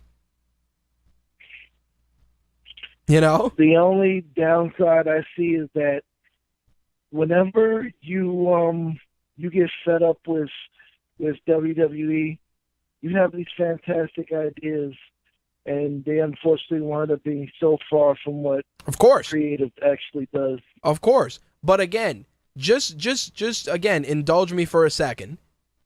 Why would Dean Ambrose all of a sudden deserve to be in this match? You could put anybody. I mean, not saying talent-wise. Talent-wise, he absolutely should have been champion already. But absolutely. In terms of how the booking has progressed, written him, he doesn't deserve to be in the match at all. He doesn't deserve a championship title shot, anything higher than Intercontinental. Exactly. You see what I'm saying? Like, I thought of it because the light bulb went off as soon as he won the match. I'm like, really? He won the match? Like, that was the first thing. I'm like, he won the match? Because, again, you expect Dean Ambrose to not win the match. Hey, look, Dean Ambrose is wrestling Seth Rollins. I'm not gonna lose. That's what's happening. Seth Rollins isn't gonna lose to Dean Ambrose. It's not happening. Fuck, he couldn't even lose to him in that cage match they had. True. Again, think about it. And what do you call it? Go ahead. Seth Rollins, I mean, last year, he was the gigantic troll because he trolled the Shield brothers. Mm-hmm. Again. This year, he trolled the Authority. Triple H and Stephanie. Yep. Think about it. The guy's name, the guy's moniker says it all. The Architect. Who's to say that he didn't orchestrate this entire turn of events? And people are, I ran this by some people and they were like, yeah, but after all the fights that they've had, so what? How many fights did the NWO not have amongst themselves and they'd put each other over? Right? True. Who's to say that could not happen? I would love to see the Shield. I mean, just because they're not quite as serious anymore because of Seth Rollins. Right. I would love to see if the Shield got together. They come in the ring, they call for a match, and they pull like a DX when they copied the Nation and just like fake their moves and then just lay on the ground and get pissed.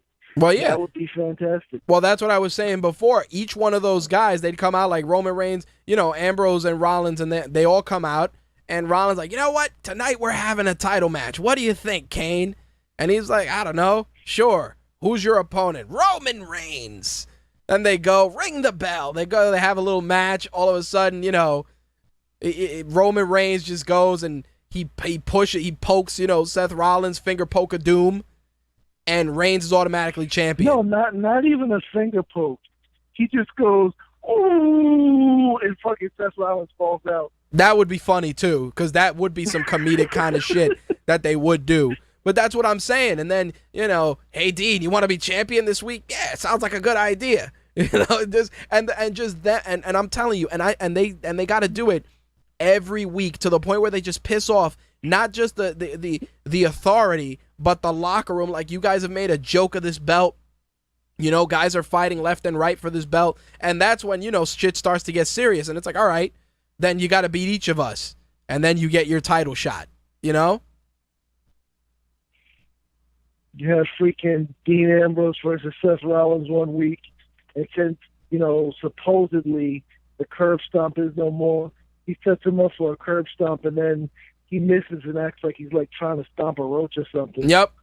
And then and then Ambrose just rolls him up and wins the belt. Dude, the crowd would lose their fucking minds. And Johnson, you already, in my opinion, you already got the New Day trolling the crowd with the tag team belt. Right, but think about this. Why not? Yeah, think about this. John Cena, hey, I'm putting out my open challenge. The John Cena open challenge is in full effect. And Roman Reigns just comes through the crowd. Why you gotta make it out to be John Travolta and Grease and shit? Hey, because sometimes he cuts promos and that's what he fucking sounds like. You can't see me. Exactly how he sounds. Like, hey, I'm walking over here. It's terrible. But seriously, that's what needs to be happening. And people are like, yeah, Rich, but you're thinking way too far ahead. And I'm like, why is Dean Ambrose in this match? That's all it would bring some much needed life back to Raw. If they just had like a couple of weeks of just bullshit matches where they just pass it around the title like a blunt. Yep. That's it, like the Freebirds. Because you think about it, since we lost people like Daniel Bryan, Raw's been really boring the past couple of months. Well, yeah, from an entertainment perspective, yes, but from a wrestling perspective, we've received better matches, but we're lacking in the creative story department. And that, again, that's one of those things that it comes and goes. But, you know, absolutely. The wrestling has been. I would say the wrestling's actually been better than it was around this time last year. Well, think about it. The pay-per-views have been great. Well, think about this. The pay-per-views have been the only good. No, I was going to say is just think about all the high points on a 3-hour Raw I just mentioned. Quite a few.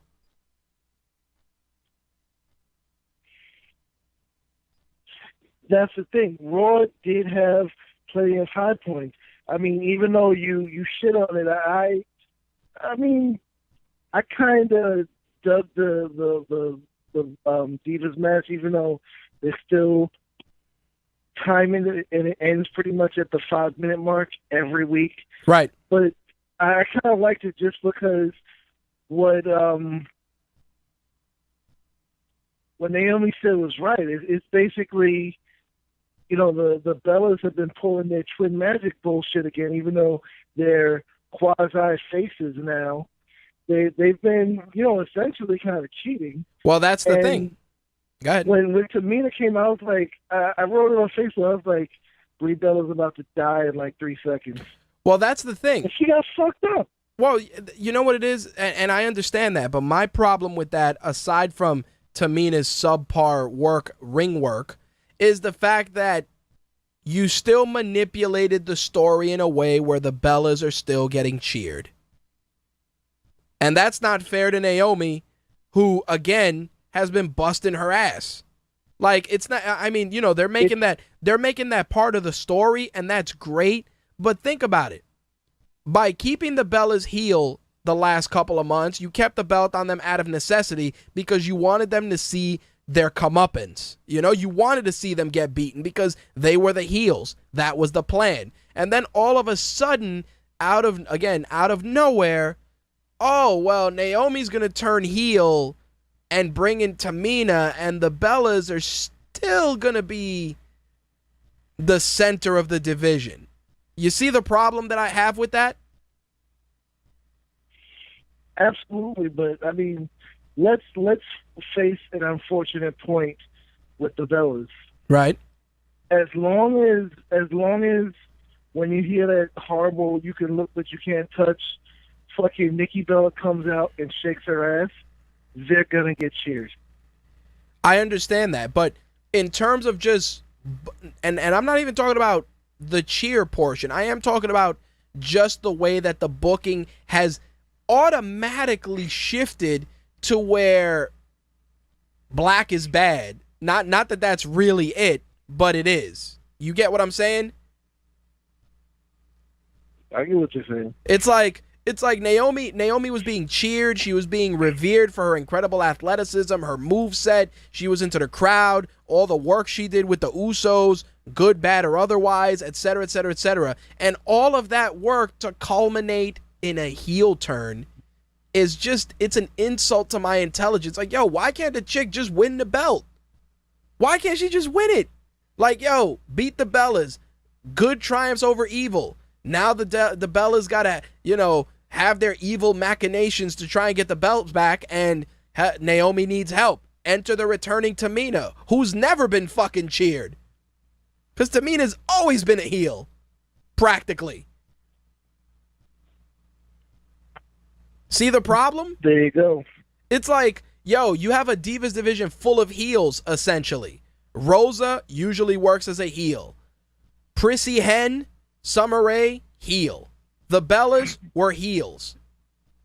Natalia, when she was... Even Natalia's kind of a heel now. Yep.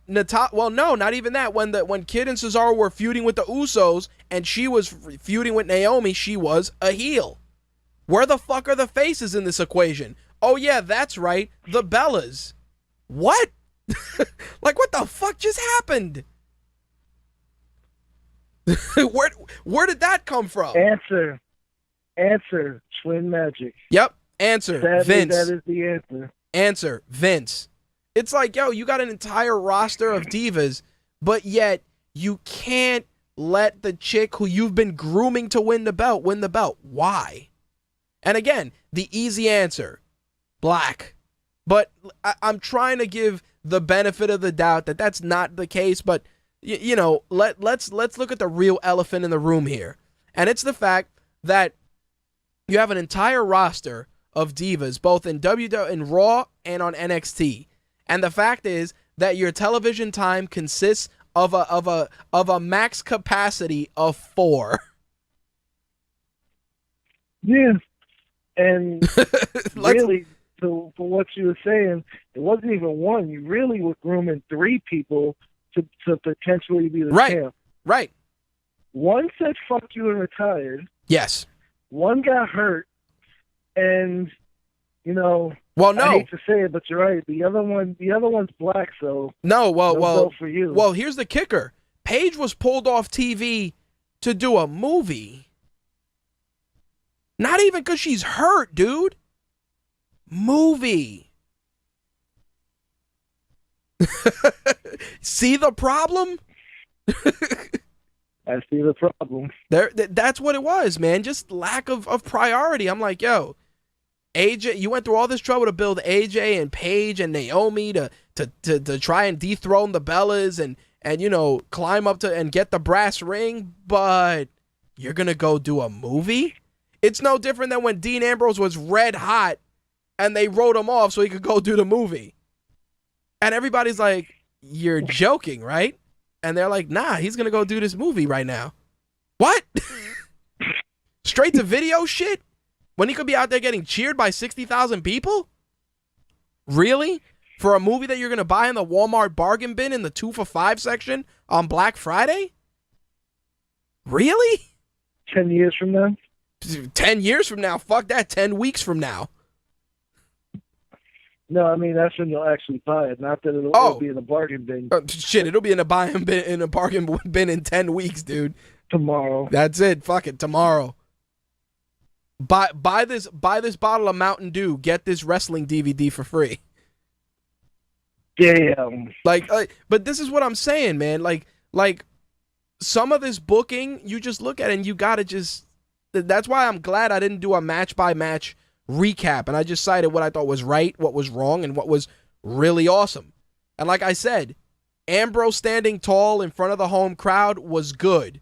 Ambrose all of a sudden being in this match smells like something bigger than it should be, and I hope I'm right.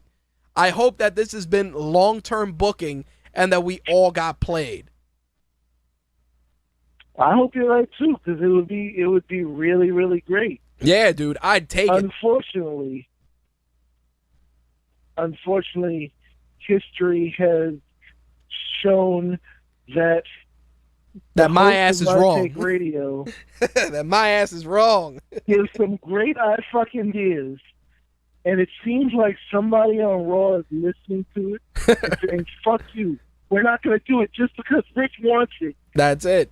No, but that's the thing, man. It's like. You know, and again, the biggest argument that anybody has is that is exactly what you just said, and that's not saying that you're in the wrong in any means. I'm just saying that the majority is gonna say, yeah, but they're not gonna do that. And like I said, the biggest question mark is Dean Ambrose's involvement. Like it just really just got my gears going when I'm like, wait a minute. Dean Ambrose has been bitched out for months. For months. I mean, legitimately bitched out. The motherfucker got powerbombed through a ladder. He didn't even get to do the match at WrestleMania. Didn't even get to do it. Exactly. And then when he finally had his little feud with Harper, he won, and it meant jack and shit because nothing came of it. And then it's like, oh yeah, he's gonna start competing for the U.S. title, and then he had that really good match with John Cena, and then what? Like that's the thing. What was he gonna do? They weren't grooming, they weren't prepping him for any feuds, were they? No. It's like, oh yeah, Dean Ambrose is gonna have this match with Seth Rollins because they hate each other, and yeah, he's gonna win and go in this match. Why? Didn't Kane fucking hate Dean Ambrose? Like, you see what I'm saying? Like, yo, do you hate Seth Rollins that much that you're willing to put him in a match with Dean Ambrose, who you also fucking hated? Come on. Again, dude, I know I'll probably be wrong, but man, oh man, if I am not, and Randy Orton catches the beating he so richly deserves, the crowd is going to lose their fucking marbles.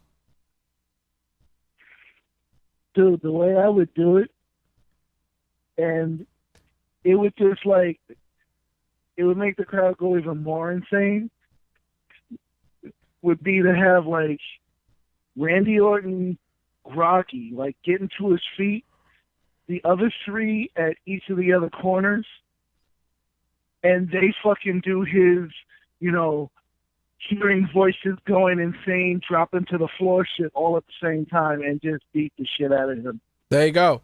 Well, here's the other thing too they take turns out of nowhere giving him RKOs. Well, here's the other thing I wanted. Well, you know what the thing is? Fucking Roman Reigns is so stiff, he may botch that and fuck himself up in the process. But the other thing or rip Randy Orton's head off. There you go. The other thing I wanted to mention too is the announcement of the Elimination Chamber, which I didn't mention as a right or a wrong or anything, because again, 4 guys are in this match. 4. Elimination Chamber usually has 5 pods. That's all I'm saying. Again. That was the original reason I had called in, was because it looks like, and I hope that it is, a continuing trend that aside from, you know, the monthly pay-per-view, the network throws in just like either a few matches or just even one crazy match every month that, you know, you gotta have the network to see. Yep. Something that doesn't come on Raw, something that doesn't come on SmackDown, and it's just like it's not part of the pay-per-view either.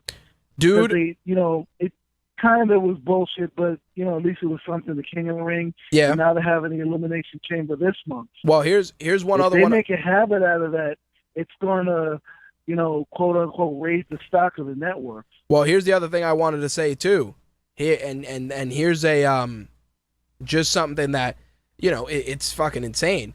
And it's the fact that the Chamber, you got basically 4 people in this match that can essentially go right into the Chamber. You know, who's your 5th at that point? Will the Authority get mad and stick Kane in the Chamber? See what I'm saying? Possibility. That's what I mean. The only other thing that I would like to see on the network, Brock's not coming back till SummerSlam, Val. As much as I'd love to see Brock Lesnar come out there. And think about it. If the Shield has been swerving us the entire time, Brock Lesnar is going to be very upset. That's all I'm saying. That motherfucker, I think Paul Heyman will be back. If the Shield gets back together, that Shield better be made out of fucking vibranium, because Brock Lesnar's going to transform into Ultron. That's it, dude. It's gonna be bananas if they do that. But the only other thing I wanted to mention before I go into the wrestling news for the week is what you were saying about, you know, WWE doing the special events. You know what I'd like to see? War Games. NXT versus WWE. With the 2 cages. Or how about something that, you know, considering they fucking own them, even though they got rid of them, how about you do like some of the WCW style matches, like the shit with the 2 rings? That's War Games. I mean, you got enough high flyers that you already brought in. That's what I said. War Games is the 2 rings with the 2 cages. Okay, because you just said WWE versus NXT. I was saying right, the but using match, but using that, saying.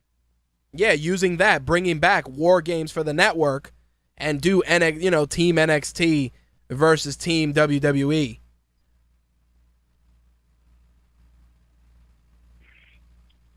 And have fucking Neville just kill that shit. Yep. Jumping from ring to ring. Dude, that'll be the swerve. The swerve will be Team WWE will be like Neville, Reigns, Rollins, Cena, and you got to throw a heel in there like Rusev.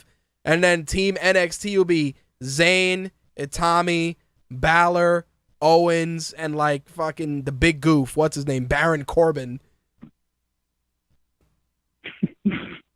Throw that big fucking motherfucker in there. People will be all into that immediately. Plus, people who, dude, the motherfuckers will order the network immediately. They'll be like, yo, War Games, NXT versus WWE. Oh, people would jump on it immediately. Absolutely.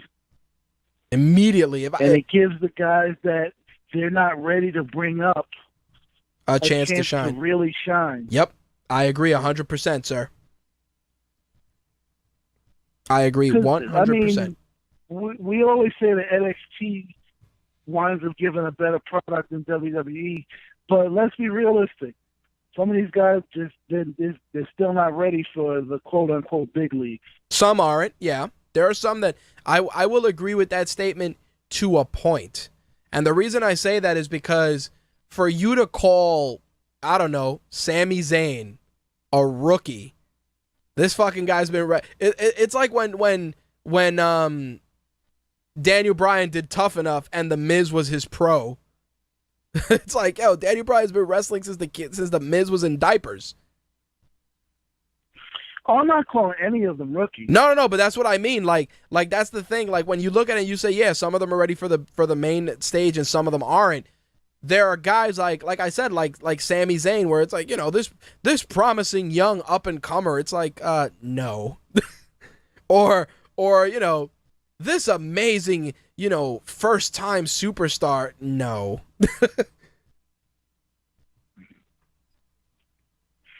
I think Sami Zayn versus Seth Rollins in like an Iron Man match should be a fucking classic. Yeah, dude. I mean, they had that one match when Rollins and him had one opening match. Well, the best match that I said is the future of this business was the match that Rollins had with Adrian Neville.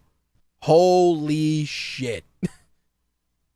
I said that's your... Unfortunately, I did not have NXT at that time. Well, no. That was when Neville came to Raw. Check that out. No, Neville came to Raw and had that match with Rollins on Raw. That's when Neville first... Oh, yeah. That was a great match. I said that's your main event for WrestleMania in like 5 years.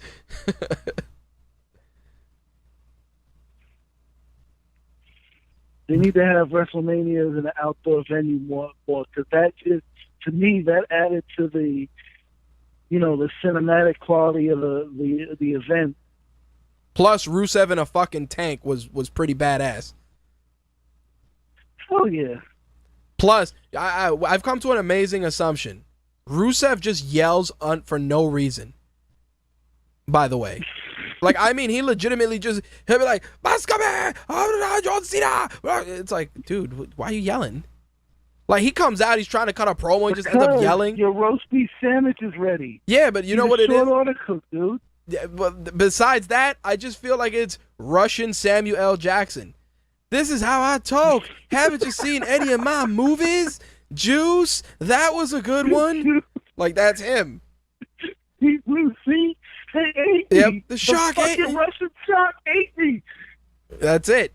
Seriously. That every time I look at him, I'm like, dude, what? Why? Just randomly yelling. Like, Lana will come out, she'll do the quarter turn, crowd is mad hype. Half the guys got chubbies. They're like, let's come in, Lana to the back. I'm like, okay, dude, all right. It's all right. It'll be all right. It'll be okay. You know what it would be? It's like Lana turns him down for a blowjob every week before he comes to the ring. That's getting a little extreme, but sure. But I'm saying that's why he's so angry. It's like, yo, I'd laugh if they did product placement when he's yelling at like John Cena, and John Cena just hands him a Snickers, and it's just like, and it's just WWE creative. Yep, like it's like, yo, why are you handing him a Snickers? Because you're hungry. Dude, the crowd would laugh their ass off, and they'd probably chant Snickers every time Rusev comes out. They would chant it immediately. But anyway, I digress. Anything else you wanted to add, my friend? He hands Rusev a Snicker, and he turns into freaking Bo Dallas. That would be pretty funny. Just or he hands him the Snickers, and the camera pans away, and then when it comes back, it's Hornswoggle. Because, everyone loves Hornswoggle. Everyone loves little people. Exactly. Ugh. Anything else you wanted to add, my friend? I'm good, man. All right, dude. I appreciate the call in as always. No problem. All right, brother. Peace. Peace. That was our very own Slick. Follow him on Twitter, RW_Slick. All right, let's jump into the other wrestling news for the week and take it home. First off, a couple of weeks back, I announced WWE's partnership with Tapout for a brand new fitness and lifestyle line of apparel that WWE was putting out in partnership with Tapout. Well, as it turns out, according to the Wrestling Observer newsletter, it seems that WWE's joint venture with Tapout is more than just a joint venture, as they say that WWE owns a portion of Tapout due to this deal, which is very, very interesting. So what they're saying is that they thought that Tapout was paying WWE as part of the sponsorship deal, but what they're saying is that now WWE actually owns an equity stake in Tapout. So definitely very, very interesting turn of events with regards to that partnership. Of course, once I find out more or once I get further confirmation, I will definitely share it with you guys. While we were on the subject of NXT, it pains me to say that Hideo Itami is going to be on the shelf for the foreseeable future. His availability for the Finn Balor-Tyler Breeze three-way match on NXT TakeOver is currently in question. If I am wrong and he has been removed, I didn't watch NXT, so put an asterisk next to that story. In any case, this shoulder injury that he sustained may keep him out anywhere from 6 to 8 months. There's also a huge question of Sami Zayn also performing on that card. So again, shoulder injuries galore for the WWE NXT roster. Again, once I get further confirmation, or if they have already changed the match, I will definitely address it next week. All right, so WWE Tough Enough, we know, is coming back, and WWE sent out a press release announcing that Chris Jericho and Renee Young will be hosting Tough Enough, and that your panel of experts for Tough Enough are Hulk Hogan, Paige, and Daniel Bryan, and that the trainers for this season are Booker T, Billy Gunn, and Lita. So Tough Enough is definitely shaping up to be a very, very interesting show when it airs on the WWE network. All right, so with that said, that is actually going to wrap up this week's wrestling segment, and with that, we're also going to wrap up the show as well. All right, guys, let's take it away, shall we? You've just heard My Take Radio episode 293, which broadcast live Wednesday, March 13th, 2015. If you have any questions, concerns, or would like to be a guest on a future episode of My Take Radio, feel free to send me an email at mtrhost@mytakeradio.com or rich@rageworks.net. With regards to social media, you can find My Take Radio on Facebook, Twitter, Google+, and on Pinterest as well. Last but not least, archived episodes of this show for audio, you can find it on iTunes, Stitcher, and TuneIn Radio. For video, you're going to head over to either our official RageWorks YouTube channel or My Take Radio TV on YouTube as well. Either one of those options will give you full audio versions of the show, full video versions of the show, and like I said, for audio, iTunes, Stitcher, and TuneIn Radio. Last but not least, if you want the best My Take Radio experience, pick up the official My Take Radio app, available for Android, iOS, and Windows mobile devices. It's $1.99. It's cheaper than a cup of coffee at Starbucks, and it gives you access to 96K stereo audio of the show, plus exclusive content and access to any of our other shows, including MTR Behind the Mic, Beyond the Mic, The Minority Film Report, and other content before it is released to the general public. All right, guys, we are out of here. Join us later today, because it is officially Thursday, for our gaming and entertainment edition of My Take Radio, airing live on mtrlive.com and gfqlive.tv. Thank you guys again for tuning in and for your continued support. I am out of here. Peace. I'm rich, biatch! That's all, folks.